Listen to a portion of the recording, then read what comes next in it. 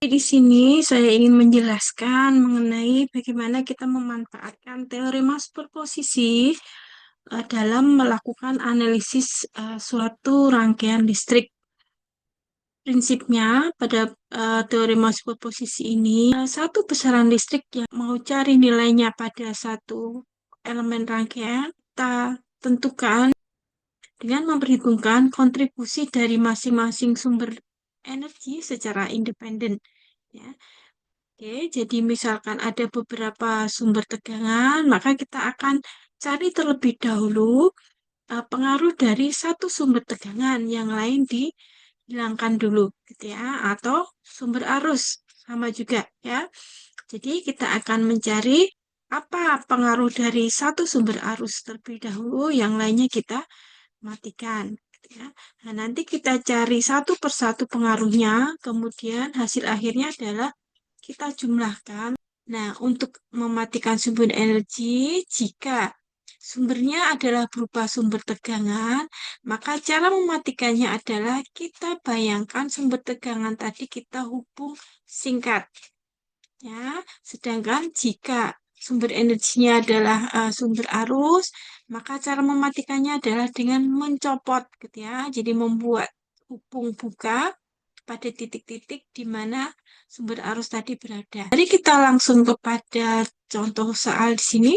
Namun sebelumnya saya ingin memberikan sedikit mengenai teorema pembagian arus yang nanti akan kita gunakan dalam penyelesaian contoh prinsip superposisi. Jadi, seandainya ya ada satu arus I yang masuk ke dalam satu percabangan seperti ini, di mana percabangan ini terdiri dari 1, 2, 3 sampai N resistor, maka arus total yang masuk ke cabang ini ya, ke seluruh cabang ini itu dibagi-bagi. Ya, masuk di R1, R2, R3 sampai Rn. Tentu saja untuk resistor yang resistansinya besar, maka arusnya akan kecil ya. Sedangkan resistor yang resistansinya kecil, tentunya arusnya akan lebih besar. Ya. Nah, mencari arus yang melewati masing-masing resistor pada percabangan tadi, itu kita bisa gunakan rumus umumnya seperti ini. Jadi IX sama dengan RT per RX dikalikan I. Nah, RT itu apa? RT ini adalah tahanan total ya di ujung-ujung cabang ini. Ya, jadi karena R1, R2 sampai Rn ini adalah hubungannya paralel, jadi RT itu akan merupakan tahanan total R1 paralel dengan R2, paralel dengan R3 sampai paralel dengan Rn ya, resistan yang terakhir. Atau kalau rumusnya seperti ini, 1/RT sama dengan 1/R1 ditambah 1/R2 ditambah sampai 1/Rn. Ingat ya, ini 1/RT ya, sehingga untuk mencari resistansi total, jika kita sudah mendapatkan hasil ini, harus kita balik menjadi RT per 1 ya. Jadi hasil ini diseper ya, 1/1/RT sama dengan RT. Nah, untuk arusnya pada masing-masing resistor ini, misalkan R1, maka arusnya bisa dihitung dengan RT dikalikan I dibagi R1 atau resistansi total dibagi R1 kalikan I. Ini adalah I yang masuk di percabangan. Ya, sebenarnya ini merupakan tegangan RT dikalikan I. Ini adalah tegangan di ujung dari ujung sini ke ujung sini dibagi dengan resistansinya. Ya. Demikian juga I2. I2 akan sama dengan resistansi total dibagi resistansi 2 dikalikan I yang masuk di percabangan tadi. Ya, demikian seterusnya sampai arus yang melewati resistansi ke N. Ya, jadi IN sama dengan RT per Rn dikalikan I. Teorema superposisi. Oke, misalkan kita punya rangkaian seperti ini ya, yang ditanya adalah arus yang melewati R2. Nah, kemarin kita sudah bahas bagaimana mencari arus ini jika menggunakan analisis loop. Nah, sekarang kita akan coba menggunakan teorema superposisi di sini. Jadi prinsipnya kita akan mencari besarnya arus ini yang dipengaruhi atau yang disebabkan oleh satu persatu sumber energi. Di sini sumber energinya ada dua, ya, sumber tegangan 10 volt dan sumber tegangan 5 volt. Nah, jadi kita akan cari terlebih dahulu arus yang melewati R2 apabila gitu ya, sumber energinya hanya sumber energi 10 volt. Jadi sumber energi yang lainnya tadi kita matikan. Cara mematikannya bagaimana? Kita hubung singkat. Sehingga kalau kita hubung singkat seperti ini, maka kita bisa melihat perubahan dari rangkaian tadi. Rangkaian ini merupakan rangkaian dengan hanya satu sumber tegangan, kemudian ada resistor R2 dan R3 yang terhubung paralel. Yang kedua resistor tadi, jika kita gabungkan, akan terhubung seri dengan R1. Nah, kita akan mencari terlebih dahulu arus IS1 ini. Ini adalah arus yang dihasilkan oleh sumber tegangan 10 volt, ya, di mana ini tadi kita matikan. Oke, untuk mencari arus total yang dihasilkan oleh sumber tegangan 10 volt ini, kita akan menghitung dengan sumber tegangan dibagi dengan resistansi total yang dirasakan oleh sumber tegangan ini. Nah, resistansi yang dirasakan oleh sumber tegangan ini adalah R2 dan R3 yang paralel yang kemudian seri dengan R1. Ya, jadi R totalnya adalah R3, R2 paralel ditambah R1. Nah, karena hanya untuk paralel R2, R3 ini, karena hanya dua resistor saja, kita bisa langsung cari dengan rumus resistansi total paralel untuk dua resistor. Jadi R2 dikalikan R3 dibagi dengan R2 ditambah R3. Ini adalah total paralel R2, R3. Kemudian yang diseri dengan R1. 6,67 ohm. Nah, sehingga saya bisa mencari IS1, ya, jadi arus yang disebabkan oleh sumber S1 ini dengan tegangan dibagi dengan resistansi total 10 volt dibagi 6,67 ohm sama dengan 1,5 ampere. Sekarang mencari I yang melewati R2.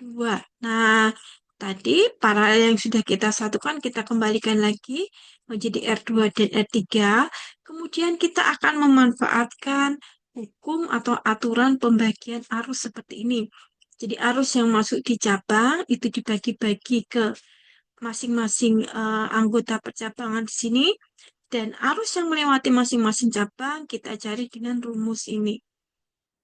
Maka arus yang lewat di R2 itu akan sama dengan, ya, R.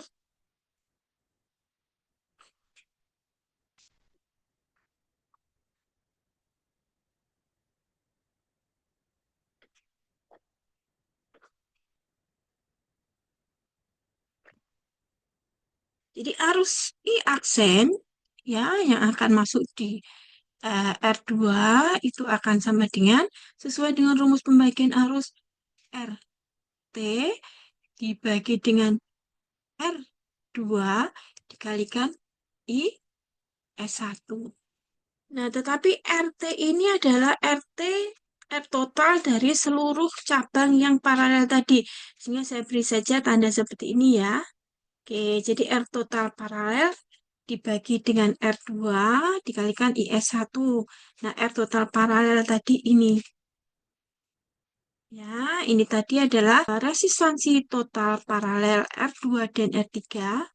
Jadi, R3 kali R2 dibagi dengan R3 ditambah R2. Ini adalah R total paralel. Nah, kemudian ini, ya, R total paralel dibagi R2, berarti ini dikalikan 1 per R2. Kemudian dikalikan arus yang masuk di percabangan. Arus yang masuk di percabangan adalah I S1. Ya, nah karena ini perkalian, maka ini bisa kita coret. Maka saya dapatkan untuk arus yang lewat di R2 yang hanya dipengaruhi oleh sumber S1 itu adalah R3 dibagi dengan R2 ditambah R3 dikalikan IS1. Nah, di sini didapatkan arusnya 1 ampere ke arah bawah. Belum selesai. Nah, sekarang kita akan mencari besarnya arus ini apabila hanya dipengaruhi oleh sumber S2. Maka sumber S1-nya kita hubung singkat. Oke, kita lihat lagi ya, caranya yang sama. Kita mencari dulu arus yang dihasilkan oleh sumber tegangan S2 ini, VS2 ini. Ya, berarti kita harus mencari tekanan total yang dirasakan oleh VS2. Kita dapatkan R1 dan R2 di sini menjadi paralel hubungannya, karena ini kita short ya. Kemudian R1 R2 yang paralel tadi, kalau kita sudah dapatkan total paralelnya, diseri dengan R3. Nah, itu menjadi R total yang dirasakan oleh sumber tegangan S2. Nah, untuk R total yang dirasakan oleh sumber tegangan ini, R1 paralel dengan R2 ditambah R3. Ya, karena seri dengan R3. Sekali lagi, karena ini adalah ya paralel hanya dua resistor saja, kita punya rumus cepat. R1 dikalikan R2 dibagi R1 ditambah R2. Ini adalah total paralel ditambah dengan R3. Ya, karena R3 ini seri, maka ditambah saja dan kita peroleh nilainya 10 ohm. Nah, sehingga arus yang dihasilkan oleh S2 ya, itu adalah arus total. Dapatkan VS2 dibagi dengan R total, jadi 5 volt dibagi dengan 10 ohm didapatkan 0,5 ampere. Kemudian kita lihat di percabangan ini. 0,5 ampere tadi akan dibagi ke cabang kiri di R1 dan cabang kanan yang R2. Nah, dengan menggunakan rumus pembagian arus lagi ya, maka didapatkan di sini I aksen 2 itu akan sama dengan R total paralel bagi dengan R2 karena kita mencari arus yang lewat di R2 dikalikan IS2. Nah, R total paralel tadi itu kita cari dengan R1 dikalikan R2 dibagi dengan R1 ditambah R2. Ini adalah rumus untuk mencari R total paralel hanya dua resistor saja. Dikalikan dengan 1 per R2 dikalikan 1 IS2. Nah, ini kita bisa coret karena perkalian. Maka kita peroleh rumus untuk I aksen 2 R1 dibagi 1 tambah R2 dikalikan IS2. Nah, ini kita dapatkan arusnya sebesar 0,25 ampere ke arah bawah. Nah, kemudian arus sebenarnya yang melewati R2 itu merupakan arus total ya. Jadi arus yang ini dipengaruhi hanya oleh sumber S1 saja dan ini hanya dipengaruhi oleh S2 saja, sumber PS2 saja. Maka arus yang kita cari itu kita tambahkan I aksen ditambah I aksen 2 didapatkan sebesar 1,25 ampere.